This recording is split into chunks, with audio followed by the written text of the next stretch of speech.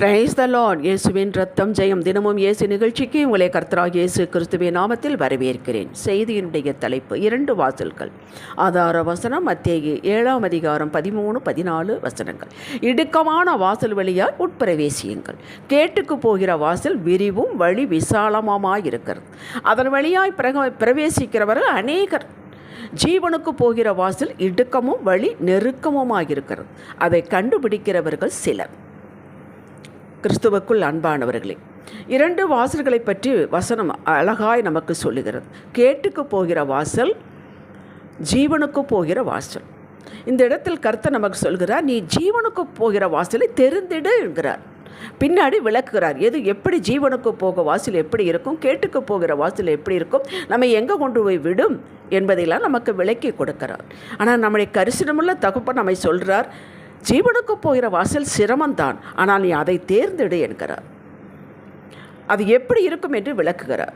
வேதத்திலிருந்து சாட்சிகளை எடுத்து சொன்னால் இந்த 2 வாசல்களை மிக எளிதாக புரிந்து கொண்டு, இது இடுக்கமும் வழி நெருக்கமுமான வாசலைத்தான் நாம் தெரிந்தெடுப்போம். அதுதான் ஜீவனுக்கு போகிற வாசல். எதுவுமே சுலபமாக வருவதில்லை. சுலபமாக வந்தால் சுலபமாகவே போய்விடும். ஆம், அது ஜீவனுக்கு போகிற வாசல் வாழ்வு, செழிப்பு, மேன்மை, பரிசுத்தம், நித்திய ஜீவனுக்கு அழைத்து செல்லும். இங்கேயும் வாழ வைக்கும், நம்மை மறுமையிலும் கொண்டு அவரோடு வாழ வைக்கும் வாழ்வு. யோவான் 10:10 இயேசு சொன்னார், நான் ஜீவனை கொடுக்கவும் அது பரிபூரணப்படவும் வந்தேன் என்றார். நீங்கள் மட்டுமல்ல, உங்கள் வம்சங்கள் தலைமுறைகள் பரிபூர்ணமாக வாழும். அப்போ ஜீவனை கொடுக்கவர் அவர். அப்போ அவருடைய வழியில் நடந்தான் ஜீவனுக்கு போகிற வாசல். என் நாடுகள் என் சத்தத்தை அறியும், அறிந்திருப்பதால் என் பின்னால் வரும் என்கிறார். சங்கீதம் 23 வாசித்து பாருங்கள்.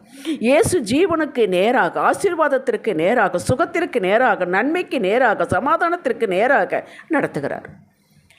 ஆனால் நம் இஷ்டத்திற்கு அது நடக்க முடியாது. ஏன்னா அது அவருடைய வாசல், அவருடைய வழி. இயேசுவே வழியும் சத்தியம் ஜீவன். அவருடைய வழியில் நடக்கும் பொழுது அவர் எப்படி போகிறாரோ அப்படித்தான் நாம் போக வேண்டும். கொஞ்ச நேரம் வலப்புறம் போகலாம், பசுமையாக இருக்கிறது. கொஞ்ச நேரம் இடப்புறம் போகலாம், பசுமையாக இருக்கிறதே என்று கண்கள் பார்ப்பதையும் காதுகள் கேட்பதை வைத்து கொண்டு போக முடியாது. அப்படி போனால் இடிக்கும், குத்தும். நம்மை சுருக்கி கொண்டு தான் நடக்க வேண்டும். கையும் காலை விசிறிக்கிட்டெல்லாம் போக முடியாது. ஏசாயா 30:21 உங்களுக்காக நான் வாசிக்கிறேன் பாருங்கள். நீங்கள் வலப்புறம் சாயும் போதும் இடப்புறம் சாயும் போது வழி இதுவே, இதிலே நடவுங்கள் என்று உங்களுக்கு பின்னாலே சொல்லும் வார்த்தை உங்கள் காதுகள் கேட்கும். கேட்டீர்களா? நாம் ஒவ்வொரு நாளும் ஆண்டவருடைய வழியில் நடந்து கொண்டிருக்கும் பொழுது, நம்மளை அறிந்தோ அறியாமலே போகும்போது ஆண்டவர் விட்டுவிட மாட்டார். ஆவியானவர் உணர்த்துவார், மகளே இது சரியில்லை, இந்த பேச்சு சரியில்லை, இந்த வார்த்தை சரியில்லை, நீ செய்கிற செயல் சரியில்லை, நீ இப்படி படுத்தே இருக்கிறது சரியில்லை என்று நம்மளை உணர்த்தி கொண்டே இருப்பார். அவருடைய வழியில் நடத்துவதற்குத்தான் நம்மளை தூண்டிக்கொண்டே இருப்பார். அதுதான் அவருடைய ஊழியம். இயேசுவை போல மாற்றுவதுதான் ஊழியம். இயேசுவை பின்னால் நடக்க வைக்கிறது தான் ஆவியானவர் ஊழியம். வசனம் குத்தும், இடித்து காட்டும். இந்த வழி வசனத்திற்கு செவிசாய்த்து நடக்கும் வழி, ஜீவனுக்கு போகிற வழி. முற்றிலும் தேவ கிருபையை சார்ந்து நடக்கும் வழி. நமக்கு நம்முடைய பலவீனமெல்லாம் அவருக்கு தெரியும். நம்ம பலத்தினாலும் ஒன்றுமே இல்லை. அவருடைய கிருபையை சார்ந்து, அவருடைய சத்தத்தை கேட்டு அவர் பின்னாடி செல்வது தான் ஜீவவழி. உடனே கண்களில் ஏதோ அன்றன்றைக்கு ரிசல்ட்டை காண முடியாது. இது ஈஸி மணி அல்ல. என்னவோ ரொம்ப காலம் இயேசு பின்னாடி போய் ஒன்றும் காணாத போல, நடக்காத போல இருக்கும். ஆனால் அவரையே நம்பி நம்முடைய ஈகோவை உடைத்து மாமிசத்தை சுருக்கி கொண்டு நடக்கும்போது விரும்பினது வரும். விரும்பினது வரும்போது ஜீவ விருட்சம் போல இருக்கும். எதிர்பார்த்ததுக்கு மேலாக கிடைக்கும். நீங்களும் வாழ்வீர்கள், பிள்ளைகளும் வாழ்வார்கள். அதுதான் ஜீவவெளி. 4 தலைமுறைகள் காண்பீர்கள் என்று தான் வேதம் சொல்லுகிறது. விசுவாச நடை நடக்கும்போது நீங்களும் நானும் எதிர்பார்த்ததுக்கு மேலாக அது நடக்கும். அது உடனே கிடைத்து விடாது. எல்லாவற்றையும் அதன் காலத்தில் அவர் நேர்த்தியாய் செய்து முடிப்பார். இந்த விசுவாசத்தோடு நாம் நடக்க வேண்டும்.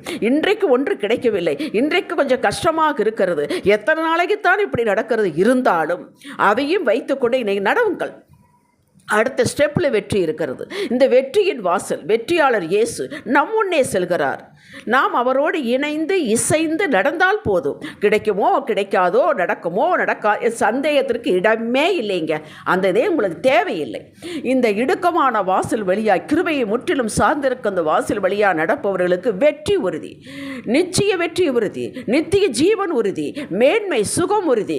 காலம் மட்டுமே இவர்களுக்கு பிரச்சனை, இன்றா நாளையா, அவ்வளவுதான். இப்படி வாழ்ந்தவன் தான் தாவீது, யோசேப்பு, தானியேல் இவருடைய நண்பர்கள். யோபு இவர்களுக்கெல்லாம் ஆரம்பம். இவர்களது நடைமுறை முடிவு யாவும் நாம் அறிவோம். நமக்கு இப்படி ஒரு அற்புதமான வாழ்வு பாதை எதிர்காலம் உண்டு. என்ன?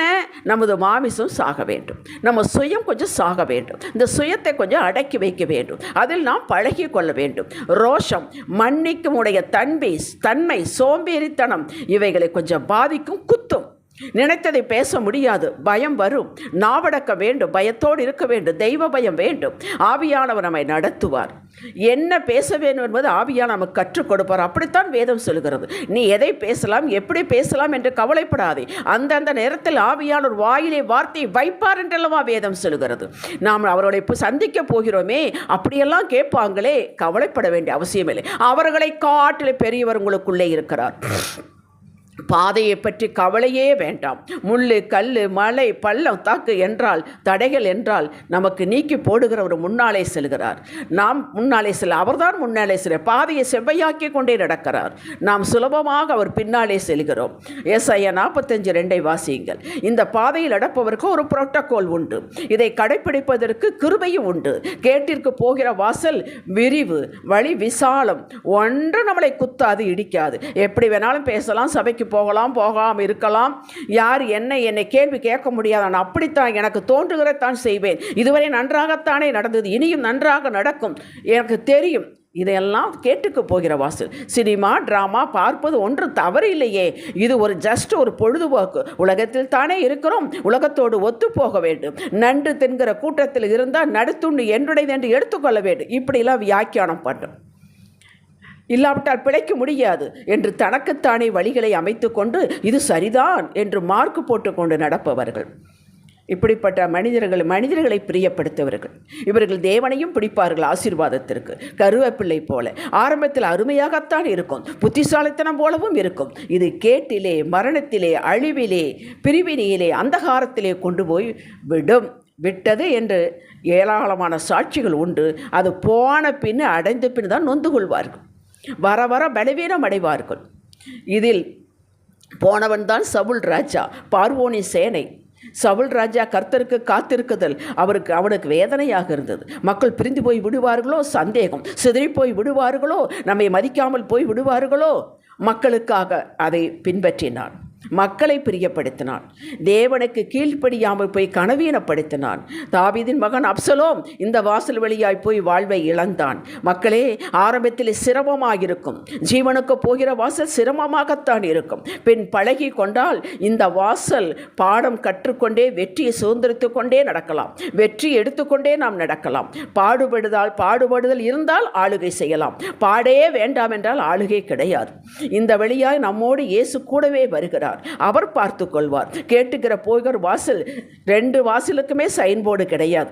இது கேட்டுக்கு போகிறது, இது ஜீவனுக்கு போகிறது. எங்கேயாவது சைன்போர்டு இருக்கிறது? அப்படி ஏதும் இல்லை. நம்முடைய இருதயத்தில் ஆவியானவர் சொல்லுவார். அவர்தான் சைன்போர்டு. வேதம்தான் சைன்போர்டு, வார்த்தை தான் சைன்போர்டு. ஆனந்தமாக இருக்கும் கேட்டுக்க போகிற வாசல். நயங்காட்டி பிசாசு அழைத்து செல்வான். பின் மேலவே முடியாதுங்க.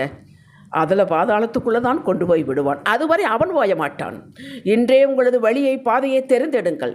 ஒவ்வொரு நாளும் செக் பண்ணிக்கொண்டே செல்லுங்கள். நம்முடைய பேச்சு எப்படிக்கிறது, நாம் எந்த வழியாக நடக்கிறோம், அதுதான் நமக்கு நாமே செக் பண்ணி கொள்ள வேண்டும். உங்கள் வழியின் மேல், நடையின் மேல், பேச்சின் மேல் கவனமாயிருங்கள். நீதிமொழிகள் 3:5-6, நீதிமொழிகள் 4:23 வாசியுங்கள். உபாகம் 30:19 ஆண்டவர் எழுதி வைத்தார். இதோ ஆசீர்வாதத்தையும் சாபத்தையும் ஜீவனையும் மரணத்தையும் முன்னால் வைக்கிறேன். எதையோ தெரிந்து கொள் என்று சொல்லவில்லை. கரிசனமுள்ள தகப்பன் சொல்கிறார், ஜீவனுக்கு தெரிந்து கொள் என்கிறார். மக்களே, ஜீவ பாதையாகிய ஜீவ பக்தனாகிய தேவ வார்த்தையை எடுத்துக்கொள்ளுங்கள், காத்து கொள்ளுங்கள், இருதயத்தில் வைத்துக் கொள்ளுங்கள், தினமும் அதை தியானியுங்கள். அவரை எப்படி தேட வேண்டுமோ தேடுங்கள், ஆவியானவருக்கு கீழ்ப்படியுங்கள், அவரை அற்புதமாய் நடத்துவார். வறட்சி என்பதே கிடையாது. நான் தாவீது சொல்கிறார், நான் பாலகனாய் இருந்தேன், முதிர் வயதும் ஆனேன், நீதிமான் அப்பத்திற்கு அரந்து திரிகிறதை கண்டதில்லை என்று சொன்னார். அப்படி வறட்சி ஒரு நாள் உங்களையும் உங்கள் பிள்ளைகளையும் வம்சத்தையே தாக்காது. சுகம் உண்டாகும், நிரந்தர சுகம் இருக்கும், சமாதானம் உண்டாகும், நீங்கள் சமாதானம் பண்ணுவீர்கள். அப்படிப்பட்ட வாசலை நீங்கள் தெரிந்து கொண்டு நடங்கள். உங்களுக்கு எல்லாம் ஜீவ விருட்சம் போல இருக்கும். ஜெபிக்கலாம். அப்பா பிதாவே, எங்கள் ஜீவன் உமக்குள் இருக்கிறது, இயேசு கிறிஸ்துவுக்குள் தேவனிடத்தில் இருக்கிறது. வார்த்தையை மகத்துவங்களை கற்றுத்தாரும் ஐயா. இதன்படி நடக்க பலன் தாரும். உம்முடைய வார்த்தையின்படி கிருபையின்படி எங்களை நடத்தும் ஐயா. எங்கள் இஷ்டத்திற்கு விட்டுவிடாதையும் தகப்பனே. அப்பா, எங்களை வழி நடத்துங்கள், எங்களுக்கு கற்று தாருங்கள். ஆவியானவர் செம்மையான வழியில் எங்களை நடத்துவாராக. இயேசுவே நாமத்தில் பிதாவே. இன்றைய சிந்தனைக்கு தினமும் என் நடை, சிந்தை, பேச்சு, செயல் இது மீது கவனமாயிருப்பேன். வழி விலகாமல் ஜீவ மார்க்கத்தையே தெரிந்து கொள்வேன். ஆமேன். ஹல்லேலூயா.